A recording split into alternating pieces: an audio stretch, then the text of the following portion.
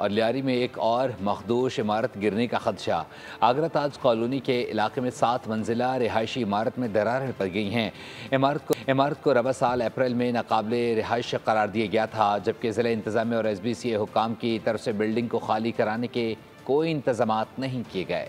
کراچی ایک حرمہ نصیب شہر، بجلی، پانی، گیس، ٹرانسپورٹ، روزگار، غرض یہ کہ کون سا شعبہ زندگی ایسا ہے جس کی پسماندگی کا شہر قائد کے باسیوں کو سامنا نہیں۔ نہ جان کا تحفظ، اسٹریٹ کرمنل سے بچاؤ بھی ناممکن، بہت سے دیگر مسائل اس کے علاوہ۔ لیکن کراچی والوں کے عظیم الشان پیکج میں اب ایک نیا اضافہ ہوا۔ پیٹ کاٹ کر اپنی چھت کا خواب دیکھنے والوں کے لیے بھیانک تعبیر مخدوش عمارتوں کی صورت میں ملی۔ لیاری کے علاقے میں ایک اور بلڈنگ گرنے کو رہائشی عمارت بغیر نقشے کی منظوری کے بنائی گئی۔ بلڈر نے مزید کاریگری کی، عمارت پر رنگ و روغن کرا کر نیا بنانے کی کوشش کی۔ مخدوش عمارت میں اس وقت بھی 10 کے قریب خاندان رہائش پذیر ہیں۔ سانحے کے منتظم متعلقہ ادارے بلڈنگ گرنے پر ہمیشہ کی طرح ملی بھگت سے ایک دوسرے پر الزامات کا بازار گرم کریں گے۔ چند دن کے شور شرابے کے بعد آل از ویل ہو جائے گا۔ روشنیوں کے شہر کے باسی سب کچھ بھول کر ہنسی خوشی زندگی گزارنا شروع کر دیں گے، لیکن اگلے سانحے تک۔